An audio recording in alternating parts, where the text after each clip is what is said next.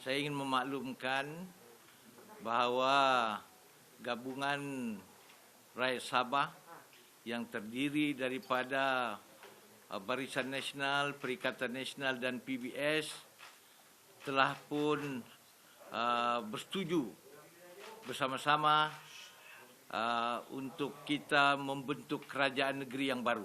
Kami telah bersetuju sebulat suara bahawa mereka telah menamakan saya sebagai Ketua Menteri Sabah. Haji G berkata demikian pada sidang media khas di Kota Kinabalu yang turut dihadiri pengerusi BN Sabah, Datuk Seri Bong Mokhtar Radin, Presiden Parti Solidariti Tanah Air Co-Star, Datuk Dr. Jeffrey Kitingan dan Setiausaha Agung Parti Bersatu Sabah PBS, Datuk Jahid Jahim serta Barisan Wakil Rakyat daripada GRS. Haji G turut menzahirkan ikrar bahawa Wakil Rakyat GRS akan menunaikan janji serta menjalankan mandat yang diberikan oleh rakyat Sabah dengan sebaiknya.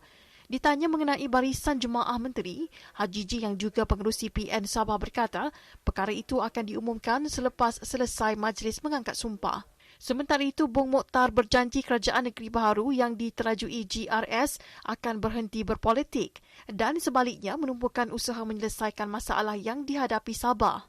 Jadi memang satu tanggungjawab yang besar untuk kerajaan negeri ini pada masa akan datang, tetapi dengan kerjasama semua pihak, saya yakin selesai sahaja isu hari yang amat berhormat Datuk Seri Pelim Haji G dinobatkan selaku Ketua Menteri Sabah, kita akan memulakan langkah kita untuk memastikan rakyat di bawah mendapat perhatian daripada kerajaan yang sudah ada. Terdahulu, Jabatan Penerangan Sabah memaklumkan bernama upacara mengangkat sumpah jawatan Ketua Menteri akan diadakan Selasa bermula 10.30 pagi di hadapan Yang di-Pertua Negeri Tun Johar Mahiruddin di Istana Negeri. Pada Ahad, Bong Mokhtar dilaporkan berkata Johar meminta diberikan masa untuk menentukan siapa Ketua Menteri yang baharu selepas mengadakan pertemuan dengan beliau, Haji G, Jeffrey dan Jahid.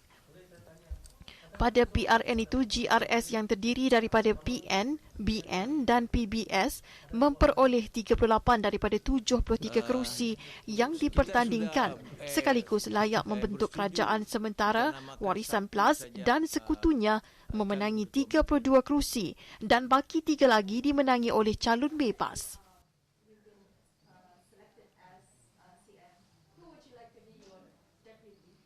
Dan Tuan, I will reveal after I sworn as Chief Minister.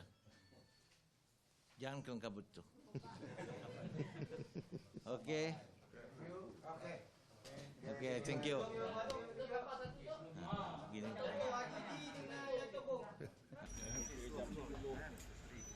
Nama Datuk Haji G Nur tidak asing dalam arena politik Sabah sejak mula melibatkan diri 30 tahun lepas.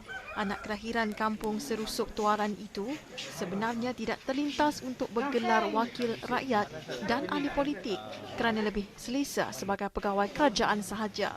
Haji G 65 tahun pernah menjadi Menteri Kerajaan Tempatan dan Perumahan dan pembantu menteri dalam pelbagai kementerian seperti Kementerian Kebudayaan, Belia dan Sukan, Jabatan Ketua Menteri dan Kementerian Keuangan.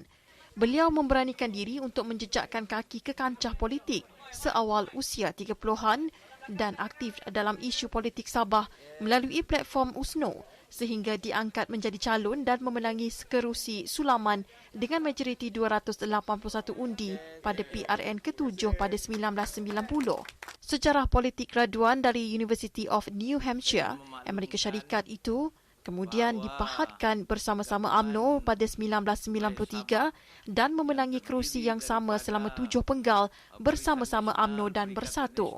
Haji G pernah menjadi Ketua UMNO Bahagian Tuaran, Pengerusi UMNO Sabah, Pengerusi Jawatan Kuasa Induk Majlis Pelancaran Bersatu Sabah dan kini Ketua Badan Pimpinan Bersatu selain Pengerusi Perikatan Nasional PN. Beliau telah mengetuai PN buat pertama kalinya bertanding dalam gelanggang PRN Sabah ke-16.